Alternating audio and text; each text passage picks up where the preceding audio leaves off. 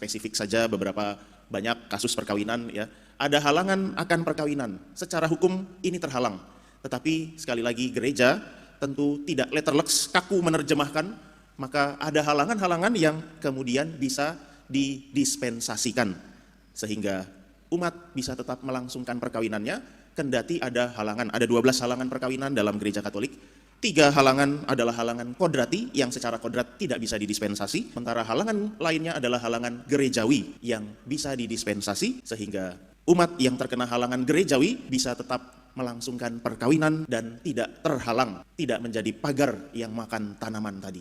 Dan di kitab hukum kanonik, paragraf terakhir tertulis salus animarum suprema lex. Hukum tertinggi adalah keselamatan jiwa-jiwa. Maka jangan sampai hukum atau hukum gereja dan lainnya peraturan itu malah menjadi pembawa kematian ya, bukan menjadi keselamatan jiwa-jiwa. Alangkah ku rindu tinggal di rumahmu, sorak dan sorak bagimu. Allah, selamatkanlah daku demi namamu, tolonglah aku dengan kuasamu. Dengarkanlah ya Allah permohonanku, perhatikanlah kata-kata mulutku. Dalam nama Bapa dan Putra dan Roh Kudus. Amin. Semoga rahmat Tuhan kita Yesus Kristus, cinta kasih Allah dan persekutuan Roh Kudus bersamamu. Dan bersama rohmu. Bapak, Ibu, Saudara-saudari yang terkasih, mari kita mengawali perayaan Ekaristi dengan pertama-tama mengakui segala dosa-dosa kita, supaya kita layak merayakan misteri suci ini. Dan Yesus berkata lagi, Anak manusia adalah Tuhan atas hari Sabat. Demikianlah sabda Tuhan. Terpujilah Kristus. Bapak, Ibu, Saudara-saudari yang terkasih, berhadapan dengan hukum tentu ada 2 tipe. Yang pertama seperti orang Farisi, letterleks, kaku menerjemahkan hukum, apa yang tidak boleh, pokoknya tidak boleh. Murid-murid Yesus memetik bulir-bulir gandum, menggisarnya, lalu memakannya pada hari Sabat. Mereka mempertanyakan hal itu, mengkritisi itu kepada Yesus. Mengapa kalian melakukan sesuatu yang tidak diperbolehkan? Apa yang tidak boleh dilakukan pada hari Sabat. Sementara ada yang tipe yang hukum itu dibuat bukan untuk menjadi beban bagi manusia. Maka ada istilah pagar makan tanaman ya. Hukum tidak boleh menjadi pagar yang kemudian makan tanaman. Justru sebaliknya, kita juga mendengar istilah hukum itu harus menjadi payung ya, payung hukum.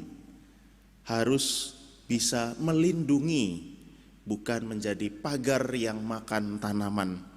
Yesus ingin mengubah pandangan orang-orang Farisi atau mungkin juga perjanjian lama ya, hukum yang letterleks, mata ganti mata, gigi ganti gigi, dengan hukum cinta kasih.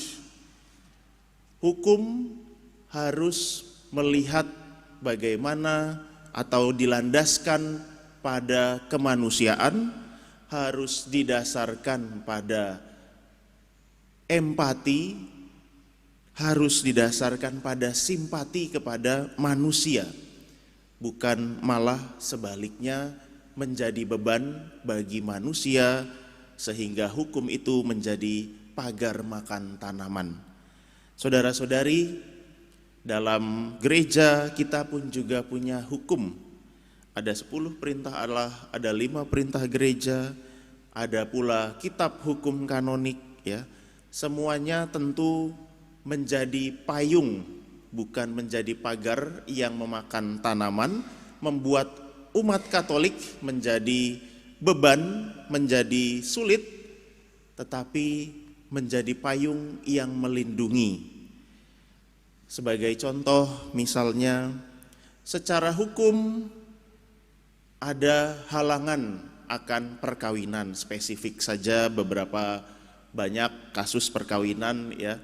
Ada halangan akan perkawinan, secara hukum ini terhalang. Tetapi sekali lagi gereja tentu tidak letterleks, kaku menerjemahkan, maka ada halangan-halangan yang kemudian bisa didispensasikan sehingga umat bisa tetap melangsungkan perkawinannya kendati ada halangan. Ada 12 halangan perkawinan dalam gereja Katolik.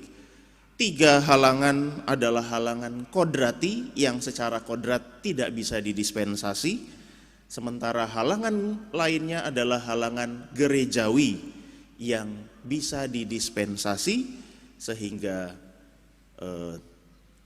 umat yang terkena halangan gerejawi bisa tetap melangsungkan perkawinan dan tidak terhalang, tidak menjadi pagar yang makan tanaman tadi.